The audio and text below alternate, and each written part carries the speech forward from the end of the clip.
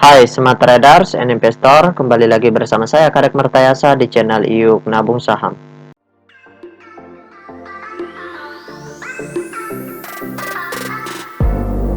Nah, di episode kali ini kita akan membahas salah satu perusahaan yang direquest oleh Kops. Kode sahamnya Budi, nama perusahaannya yaitu PT Budi Stretch Swisner Tbk. Oke, untuk mempersingkat waktu langsung saja kita cek datanya di aplikasi iPod. Jika Anda menyukai konten-konten kami mengundang Anda untuk mengklik tombol like dan subscribe agar Anda mendapatkan video terbaru kami setiap minggunya. Nah, selanjutnya kita ganti kode sahamnya di sini Budi, kemudian kita enter. Nah, kalau kita lihat grafiknya selama setahun terakhir harga saham perusahaan ini pernah menyentuh ke harga Rp290 per lembar. Kemudian terendahnya di harga Rp158 per lembar, seperti itu. Nah, sekarang kita ingin lihat apa yang dilakukan oleh investor besarnya selama sebulan lebih terakhir ini. Dari tanggal 9 Mei sampai dengan tanggal 20 Juni 2022, seperti itu. Oke, kita cek data broker summary-nya. Selanjutnya kita klik kolom Broksum. Kemudian kita ganti kode sahamnya di sini Budi. Kemudian tanggalnya kita ganti dari tanggal 09/05/2022 sampai dengan tanggal 20 Juni 2022. Oke, kita show. Nah, berdasarkan data transaksi atau data broker summary dari perusahaan PT Budi Stretch Swisner Tbk ini, kalau kita hitung total lot yang dibeli dengan total lot yang dijual secara keseluruhan dengan menggunakan tools tambahan yaitu Detektor, maka dapat ditarik kesimpulan bahwasannya selama sebulan lebih terakhir ini investor besarnya melakukan aksi big distribusi. Jadi di sini mereka mau markup, kemudian distribusi di sini sangat besar sekali. Jadi jumlah pembelian yang mereka lakukan itu lebih sedikit dibandingkan jumlah penjualan yang mereka lakukan. Seperti itu. Jadi ibaratnya dari sini mereka akumulasi 100.000 lot, di sini mungkin jualan sampai 300 atau 500.000 lot. Makanya sinyalnya adalah big distribusi, seperti itu. Nah, kalau distribusinya terus berlanjut di perdagangan berikutnya menjadi masif distribusi, maka harga sahamnya akan berpotensi kembali ke bawah, seperti itu. Namun kalau misalkan mereka merubah aksi mereka menjadi akumulasi dalam jumlah besar, maka mereka bisa saja langsung markup kembali, seperti itu. Harganya naik kembali, seperti itu. Oke, kita tutup data broker summary-nya.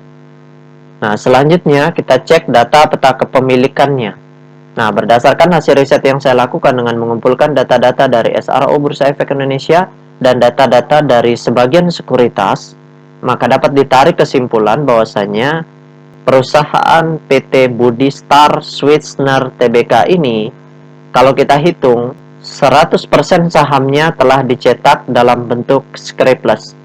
Nah, dari 100% saham yang beredar di publik, kepemilikan investor besarnya sebesar 59,8%.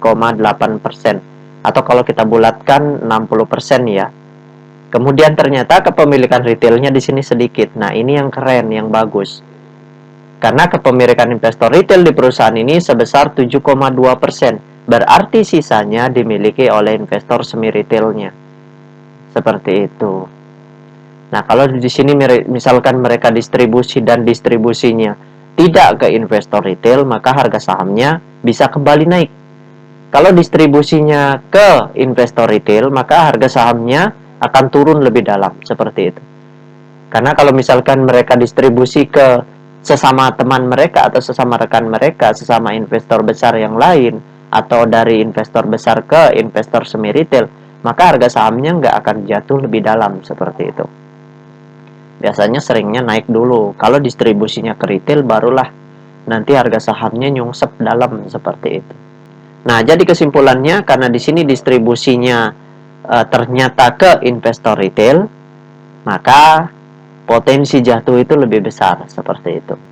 Kemudian bagi yang nyangkut di sini sebaiknya bersabar aja, tidak perlu khawatir berlebihan karena perusahaan ini kembali akan naik. Kenapa? Karena kepemilikan investor besarnya dan investor semi retailnya juga besar di sini. Retailnya sedikit di sini. Ini bagusnya ya. Sedangkan retail yang sudah 50% saja harga sahamnya masih bisa naik. Apalagi kalau investor retailnya cuma 7,2%. Tentu saja artinya investor besarnya maupun investor semi retailnya dana mereka masih tertanam di sini dalam bentuk sertifikat. Jadi tidak mungkin mereka membiarkan perusahaan ini tidak naik-naik gitu. Jadi sia-sia dong uang mereka tertanam di sini. Syukur-syukur kalau misalkan mereka dapat dividen. Seperti itu. Kalau tidak dapat dividen ya mau diapa? Kita hanya bisa menunggu. Uang kita tertanam atau ibaratnya kita menabung tanpa mendapatkan keuntungan dari produk-produk yang dijual oleh perusahaan ini seperti itu. Memang pada ujungnya kita bisa, kalau perusahaan ini semakin besar valuasinya, maka kita bisa menjual perusahaan ini di pasar negosiasi dengan harga yang lebih mahal seperti itu dari harga pasarnya seperti itu. Tapi umumnya itu sangat jarang terjadi. Nah, itu saja yang dapat saya sharingkan untuk Kops. Sekali lagi bagi rekan-rekan investor, jika ada yang ingin ditanyakan atau ada yang ingin di-request, silahkan komen di kolom komentar. Untuk yang ingin bergabung di grup channel Telegram kami, silahkan klik linknya ada di kolom deskripsi. Baik rekan-rekan investor, see you next time. Salam cuan selalu.